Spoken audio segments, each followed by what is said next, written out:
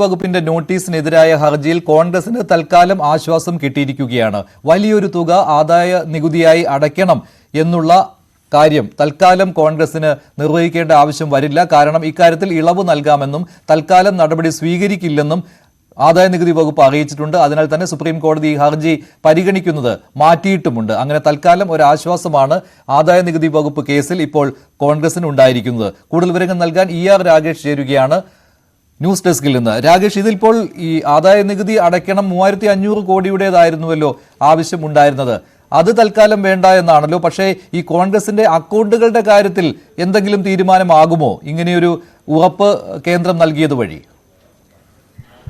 മഞ്ജുഷ്, 3567 കോടി രൂപയുടെ നോട്ടീസാണ് ആദായ നികുതി വകുപ്പിൽ നിന്ന് കഴിഞ്ഞ ദിവസങ്ങളിൽ കോൺഗ്രസിന് ലഭിച്ചത്. ഇന്നലെ മാത്രം 1745 കോടി രൂപ അടയ്ക്കണമെന്ന് ആവശ്യപ്പെട്ടുകൊണ്ട് നോട്ടീസ് ലഭിച്ചിരുന്നു.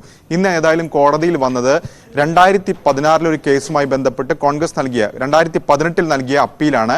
ആ അപ്പീലിനൊപ്പമാണ് രണ്ട് അപേക്ഷ കൂടി കോൺഗ്രസ് നൽകിയത്. അതിലൊന്ന് ഡൽഹി ഹൈക്കോടതി അടുത്തിടെ കോൺഗ്രസിന്റെ ആവശ്യം തള്ളിയിരുന്നു. അപ്പോൾ അതിലൊരു സ്റ്റേ വേണമെന്നൊരു ആവശ്യം കോൺഗ്രസ് ഉന്നയിച്ചിരുന്നു. രണ്ടാമതായി ആദായ നികുതി വകുപ്പിന്റെ നോട്ടീസ്, അതിലും ഒരു ഇടപെടൽ വേണമെന്നാണ് കോൺഗ്രസ് ആവശ്യപ്പെട്ടിരുന്നത്. കോൺഗ്രസിന് വേണ്ടി ഹാജരായത് മനു അഭിഷേക് സിംഗ്വിയാണ്. അഭിഷേക് സിംഗ്വി വ്യക്തമാക്കിയ കാര്യം, കോൺഗ്രസ് ഒരു രാഷ്ട്രീയ പാർട്ടിയാണ്, മറിച്ച് ഒരു ലാഭമുണ്ടാക്കുന്ന സംഘടനയല്ല. മാത്രമല്ല തെരഞ്ഞെടുപ്പ് കാലമാണ്. ഈ കാലത്താണ് ഇത്തരം നോട്ടീസ് ആദായ നികുതി വകുപ്പിൽ നിന്ന് ലഭിക്കുന്നത്.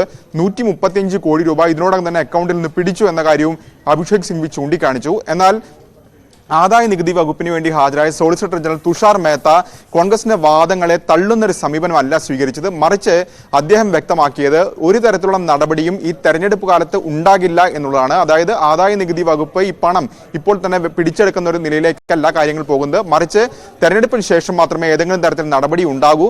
അതുകൊണ്ട് തന്നെ മായ വാദം തെരഞ്ഞെടുപ്പിന് ശേഷം കേൾക്കാമെന്ന നിലപാടാണ് സോളിസിറ്റർ ജനറൽ തുഷാർ മേത്ത സ്വീകരിച്ചത്. ഒപ്പം 3500 കോടി രൂപ കോൺഗ്രസ് അടയ്ക്കാനുണ്ടെന്ന കാര്യവും അദ്ദേഹം ചൂണ്ടിക്കാണിക്കുകയും ചെയ്തു.